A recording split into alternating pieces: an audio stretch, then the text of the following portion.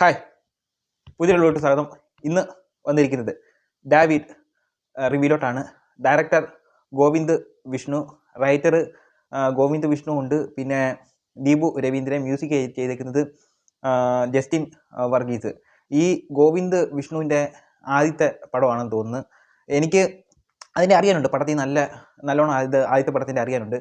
പിന്നെ അതിനകത്ത് പടം എങ്ങനെയുണ്ടെന്ന് ചോദിച്ചു കഴിഞ്ഞാൽ ഒരു സ്പോർട്സ് ഡ്രാമയിൽ പെടുന്ന ഒരു മൂവിയാണ്.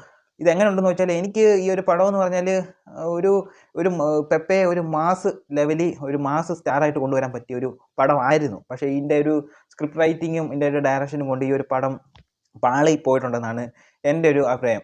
ഈ ഒരു പടത്തിൻ്റെ മെയിൻ തീമായിട്ട് കൊണ്ടുവന്നേക്കെന്ന് പറഞ്ഞാൽ ബോക്സിംഗ് ആണ്. ബോക്സിങ് എനിക്ക് ഇഷ്ടപ്പെട്ട ഒരു ഗെയിമാണ്. അത് എങ്ങനെ ഈ ബോക്സിംഗ് എങ്ങനെ ഇഷ്ടപ്പെട്ടതെന്ന് പറഞ്ഞാൽ ഈ പണ്ട് നമ്മുടെ ഈ ഒളിമ്പിക്സിൽ എന്ന് വെച്ചാൽ ഈ ദൂരദർശനൊക്കെ ഉള്ള സമയത്ത് ഞാൻ 1ാം ക്ലാസ്സിൽ പഠിക്കുന്ന സമയമാണ് തോന്നുന്നു.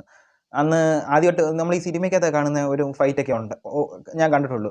അല്ലാതെ നമ്മൾ ഈ ഒരു റിങ്ങിനകത്തുള്ള ഒരു ഫൈറ്റ് കാണുന്നതെന്ന് പറഞ്ഞാൽ ഒളിമ്പിക്സിൽ എന്ന് വെച്ചാൽ 2000 സിഡ്നി ഒളിമ്പിക്സ് ആണെന്ന് തോന്നുന്നു.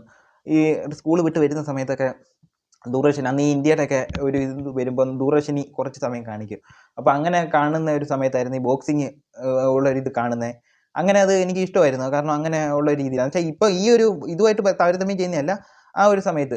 പിന്നെ കുറച്ച് നാൾ കഴിഞ്ഞിട്ട് ബോക്സിങ് മാറി, അത് WWE പോയി. എന്നുവെച്ചാൽ 2000 തൊട്ടൊക്കെ WWE ഒക്കെ കത്തി നിൽക്കുന്ന സമയമാണ്. എന്നുവെച്ചാൽ ഇന്ത്യയിൽ ഈ കേബിൾ എല്ലാവർക്കും ആയി കഴിയുമ്പോൾ എല്ലാവർക്കും അറിയാമല്ലോ. അത് കഴിഞ്ഞിട്ടാണ് ഇപ്പം കുറേ നാൾ കഴിഞ്ഞിട്ട് ഇപ്പം റെസ്ലിങ് കുറേ നാളൊക്കെ കഴിഞ്ഞ് ഇപ്പം അണ്ടർടേക്കറിൻ്റെ ഒക്കെ മാച്ച് നമ്മൾ നോക്കിയിരുന്ന് കണ്ടിട്ടുണ്ട്. എന്നുവെച്ചാൽ ഓരോ ആഴ്ചയിലും നോക്കിയിരുന്നിട്ടുണ്ട്. പിന്നെ കുറേ നാൾ കഴിഞ്ഞിട്ട് ഞാൻ ഇതെല്ലാം വിട്ട് ഇപ്പോൾ ഈ ബോക്സിങ് കുറേ നാൾ വിട്ട് എനിക്ക് ഇഷ്ടപ്പെട്ട ഒരു ഗെയിം ആയതുകൊണ്ടാണ് ഈ ഒരു പടം എങ്ങനെ ഉണ്ടെന്ന് നോക്കാൻ പോയത്. പടത്തിൽ തുടക്കം ഈ പടം എന്ന് പറഞ്ഞാൽ ഒരു കഥയിലൂടെയാണ് കാണിക്കുന്നത്. പെപ്പയുടെ ഒരു മോള്, ഇത് ഉള്ള കാര്യം പറയാമല്ലോ, നല്ലോണം വെറുപ്പിച്ചിട്ടുണ്ട്. കാരണം ഈ പടത്തിൻ്റെ ജൂനിയർ ആർട്ടിസ്റ്റ്, ഒന്നാമത്തെ കാര്യം എന്ന് പറഞ്ഞാൽ ജൂനിയർ ആർട്ടിസ്റ്റന്മാർ കിടന്നങ്ങ് അഭിനയിക്കുക, ഭയങ്കരമായിട്ട് അഭിനയം. ഇത് ആരെ കാണിക്കാനെന്ന് അറിയത്തില്ല. ഇപ്പം സ്കൂളിലെ കുറച്ച് പരിപാടി, സ്കൂളിൽ വെച്ച് പെപ്പയുടെ മോള് കുറച്ച് പേരുമായിട്ട് കാര്യം പറഞ്ഞുകൊണ്ടിരിക്കുമ്പോൾ അവരൊക്കെ ഭയങ്കര അഭിനയം, ടീച്ചർമാരായാലും എല്ലാവരും ഭയങ്കര അഭിനയം. അത് പോട്ടെ, അത് കൊച്ചുങ്ങളാന്ന് പറഞ്ഞുകൊണ്ടിരിക്കുക. ഈ കൊച്ചിന് ഇതേ ഉള്ളൂ, എല്ലാ സീനിലും കൊണ്ടുവന്ന് പക്ക വെറുപ്പിൽ കാണിച്ചു വെച്ചിട്ടുണ്ട്. പിന്നെ ഇതിനകത്ത് നാച്ചുറലായിട്ട് ഈ പെപ്പയുടെ ആക്ടിങ് ഒക്കെ അറിയാമല്ലോ, നാച്ചുറൽ ആക്ടിങ്, നല്ലൊരു നാട്ടിൻപുറത്തെ ഒരു ഫാമിലിയുള്ള ഒരാൾ, അങ്ങനെയൊക്കെയുള്ള രീതിയിൽ പുള്ളി നല്ല രീതിയിൽ ആ ഒരു ആക്ടിങ് അല്ല, നല്ലൊരു ജീവിച്ച് കാണിക്കുന്നതിൻ്റെ കൂട്ട് പുള്ളി കാണിച്ചു വെച്ചിട്ടുണ്ട്. പിന്നെ അങ്ങോട്ട് പടം മുറുകുന്ന ഒരു ഇതുണ്ട്. പിന്നെ ഇയാൾ എന്നുവെച്ചാൽ കണ്ടാലറിയായിരിക്കും, സ്വന്തമായിട്ട് പുകഴ്ത്തുന്നതിനെക്കാട്ടിലും നല്ലതല്ലേ വേറെ ഒരാൾ. ഇതിനകത്ത് നല്ല രീതിയിൽ പെപ്പയെ മാസ് കാണിക്കാൻ പറ്റിയ സീനുകൾ ഉണ്ടായിരുന്നു. പക്ഷേ എല്ലാം പാളിപ്പോയിട്ടുണ്ട്. മാസ് കാണിച്ചത് മൊത്തം പാളിപ്പോയിട്ടുണ്ട്. ഏതൊക്കെയാണെന്ന് പറഞ്ഞാൽ സ്പോയിലർ ഒന്നും പറയുന്നില്ല. പക്ഷേ ഇതിനകത്ത് ഇൻ്റർവെല്ല് പഞ്ച് നിർത്തിയേക്കുന്നത് കുറച്ചും കൂടെ മുമ്പേ, എന്ന് വെച്ചാൽ ഈ പെപ്പയുടെ ഒരു ഫ്ലാഷ് ബാക്ക്, അതൊന്നും ഞാൻ പറയുന്നില്ല. ഫ്ലാഷ് ബാക്കിലെ ലുക്ക് കിടിലൻ ലുക്കായിരുന്നു കേട്ടോ. അപ്പോൾ ഫ്ലാഷ് ബാക്കിൽ പുള്ളി ഒരാളുടെ ഭാര്യയുടെ അടുത്ത് കഥ പറയുന്നത് കാണിക്കുന്നത്. ആ കഥ കുറച്ചും കൂടെ വെച്ചാൽ സ്വന്തമായിട്ട് കഥ പറയുന്നതിനെക്കാട്ടിലും ഒരു പുകഴ്ത്തുന്നതിനെക്കാട്ടിലും വലുതില്ലയോ. അപ്പം വേറെ ഒരാൾ എന്ന് വെച്ചാൽ ഈ പെപ്പയുടെ ഫ്ലാഷ് ബാക്കിൽ ഒരു എതിരെ നിൽക്കുന്ന ഒരു പുള്ളിക്കാരനുണ്ടായിരുന്നു. ആ പുള്ളിക്കാരനുമായിട്ട് ഇതുപോലെ ഒരു അതേപോലെ ഒരു പബ്ലിസിറ്റി കൊടുത്തിട്ട് പുള്ളിക്കാരൻ ഈ പെപ്പയെ പറ്റി പറയുന്ന ഒരു രീതിയിൽ ആ ഫ്ലാഷ് ബാക്ക് കാണിച്ചായിരുന്നെങ്കിൽ കിടലിനായിരുന്നു. പിന്നെ ഇതിനകത്ത് ഒരു ബോക്സിങ്ങിൻ്റെ ഒരു കുറച്ച് കാര്യങ്ങളൊക്കെ ഉണ്ടല്ലോ.